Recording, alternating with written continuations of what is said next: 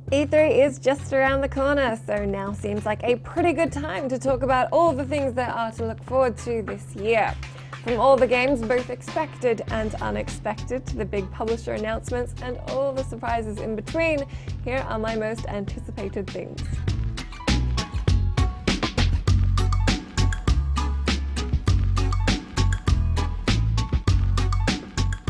First up, we should be finding out what's going on with our new consoles this year, specifically the new versions of the PS4 and the Xbox One. The PS4 Neo and Xbox One Scorpio are rumored to be upgraded versions of the existing current-gen consoles. Both are said to be more powerful, faster, and include the capacity to run virtual reality games. That said, the Xbox One Scorpio will supposedly run almost 2 teraflops faster than the Neo. Before the Scorpio arrives, it's been reported that a mini Xbox One, said to be 40% smaller than the current model, will arrive later this year. Unfortunately, all this is only speculation at this stage, but smart money says Microsoft and Sony will have quite a bit to officially announce in each of their press conferences. Nintendo doesn't have a lot on their plate this year. In fact, apart from the possibility that we may hear them talk about the NX console, it's pretty much just The Legend of Zelda for Wii U, and, well, it's pretty much just that. But you know what? I'm okay with that.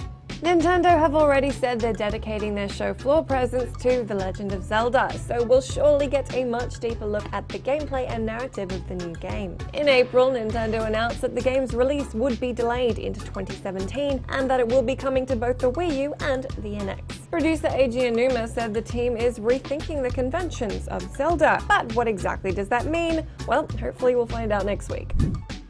Of course, this year we're expecting to hear a lot more about the games that have already been announced. I'm talking ReCore, Horizon Zero Dawn, and The Last Guardian. But what about the best part of E3, the surprise announcements? Here's what we've got our fingers crossed for.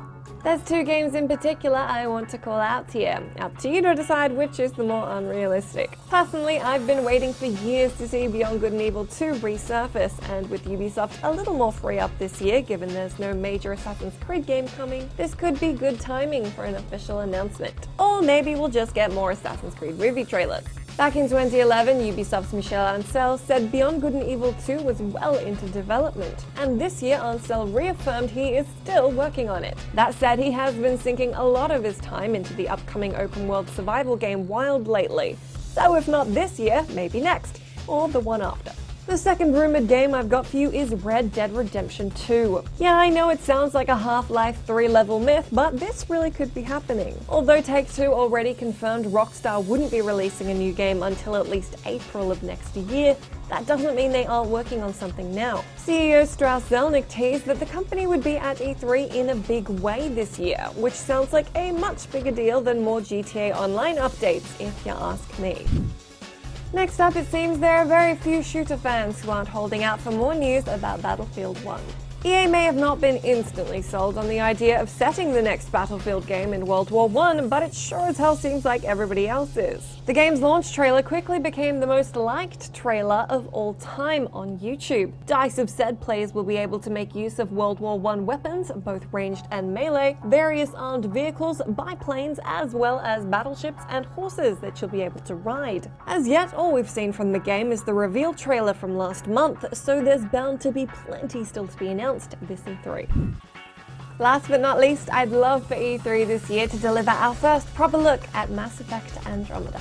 So far, we have a couple of vague cinematic trailers and a truck full of rumors and fan speculation to work off, but not nearly enough to get a solid picture of what we can actually expect from Andromeda. We did get lucky back in April when leaked, albeit dated, gameplay footage surfaced, which showed off a jetpack, among other things. We've been told that the maker will be making a valiant, hopefully less bumbly return, Shepard won't be in the new game, it's set in a new galaxy, and it will include a multiplayer component again. Even though the game has been pushed back to 2017, it's highly likely that we'll be getting a bunch of new details on Andromeda come E3. Those are a few of the things I'm really excited to see at E3 this year, but do let me know what you've got your eye on and what you're keen to see more of. I'll be back after E3, but do stay tuned to GameSpot for all the latest announcements and news from the show, and I'll catch you again soon.